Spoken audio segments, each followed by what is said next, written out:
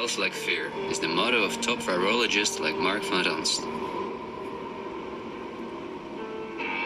You will be amazed, as I was, when you discover that we have been warned countless times about this elite. I think we're being run by maniacs. If anybody can put on paper what our government and the American government, etc., and the Russian, Chinese, what they are actually trying to do, I think they're all insane. But I'm liable to be put away as insane for expressing that. That's what's insane about it. I mean, don't you agree? For we are opposed around the world by a monolithic and ruthless conspiracy that relies primarily on covert means for expanding its sphere of influence, on infiltration instead of invasion, on subversion instead of elections, on intimidation instead of free choice, on guerrillas by night instead of armies by day. It is a system which has conscripted vast human and material resources into the building of a tightly knit, highly efficient machine that combines military, diplomatic, intelligence, economic, scientific, and political operations. Its preparations are concealed, not published. Mistakes are buried, not headlined. Its dissenters are silenced, not praised. No expenditure is questioned, no rumor is printed, no secret is revealed. President Kennedy has been assassinated. It's official now. The president is dead. Women here in shock, some fainted. Men, Secret Service men standing by the emergency room, tears streaming down their face. There's only one word to describe the picture here, and that's grief, and much of it. It's official. As of just a few moments ago, the President of the United States is dead.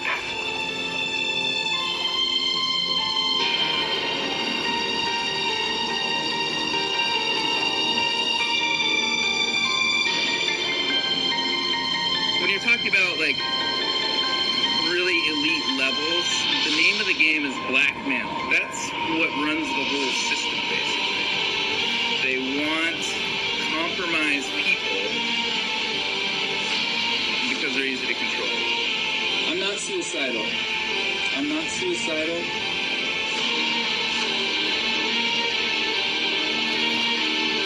The deep state is those people within the U.S. government that are career employees that cannot be fired by people that we elect by the Congress or the President. Are these people in control? Can they enact laws? Fuck yes. Can we fire these people? No. Can presidents fire them? No. It's designed that way so that political parties and political interests cannot affect the deep state. Do you understand the nightmare of our situation, people? It is no secret. It is as open as it can be. The deep state does control America. Wake up, people, please. God, make this some common fucking sense. Thank you.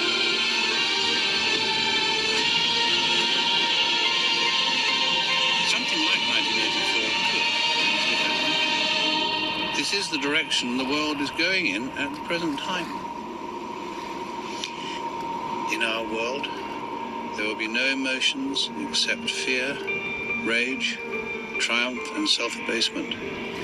The sex instinct will be eradicated. There will be no loyalty except loyalty to the party. But always, there will be the intoxication of power. Always, at every moment, there will be the thrill of victory, the sensation of trampling on an enemy who is helpless. If you want a picture of the future, imagine a boot stamping on a human face forever. The moral to be drawn from this dangerous nightmare situation is a simple one. Don't let it happen. It depends on you. With this video, I hope to reach you. to reduce the ever-increasing distance between us. Only when we are divided can the elite retain its power over us. The greatest fear of the elite is that we will realize what is really going on Earth. And the only way the elite thinks they can prevent this from happening is through censorship.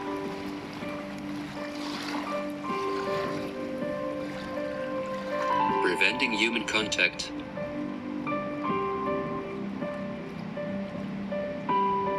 The incessant framing of political opponents and those who think differently.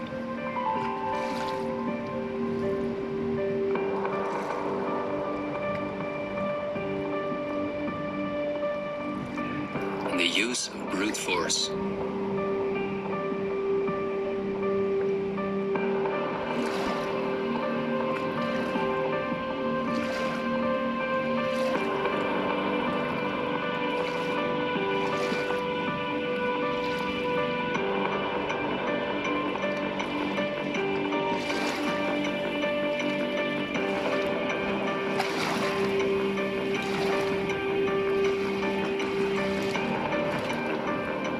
The plans of the elite are clear, and so is the ruthless way in which they want to accomplish them.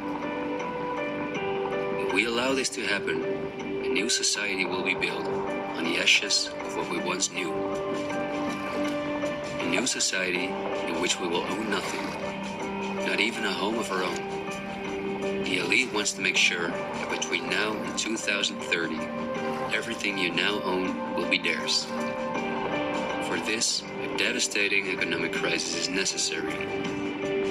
First, the middle class is attacked, which is the backbone of society. Entrepreneurs are forced to go into tremendous debt, which will ultimately cause them to lose all their possessions. After that, things will move quickly. Banks will fall, cash money will cease to exist, and the only way not to starve to death will be the acceptance of government support, which will include several conditions, such as the vaccination passport and giving up all private possessions. Because the entrepreneurs are the first to fall, many others won't immediately feel the crisis. The people remain divided among themselves until it is too late. This is not a doomsday scenario that I've made up. This is simply the Great Reset, the New World Order, which has been prepared for many generations and which has been extensively tested in every communist dictatorship in the world.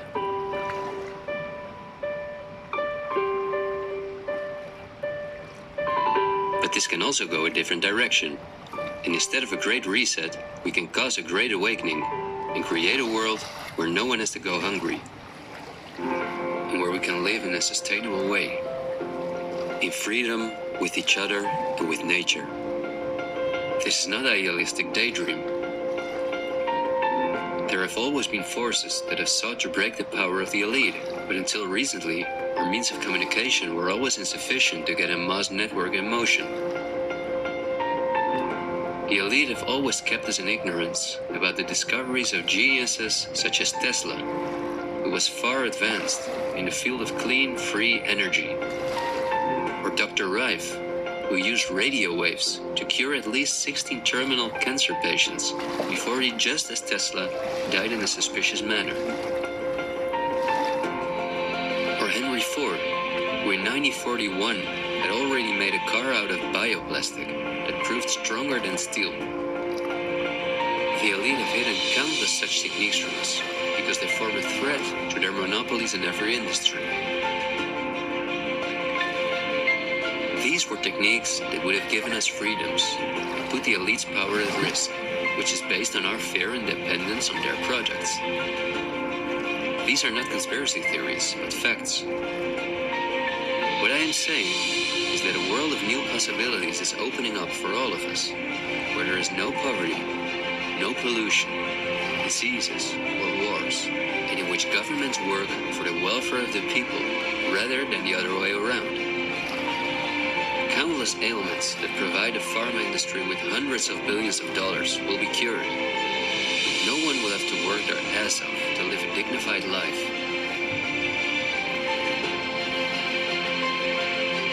People People will no longer live in fear because of the lies of the media, the pharma industry, the climate lobbies, and politicians. It's all on the horizon, but we have to go through the storm first and recognize what the real problem is in our society. I want to thank you for listening to me, and I hope someday, freedom, together will reflect back on this unique moment in history.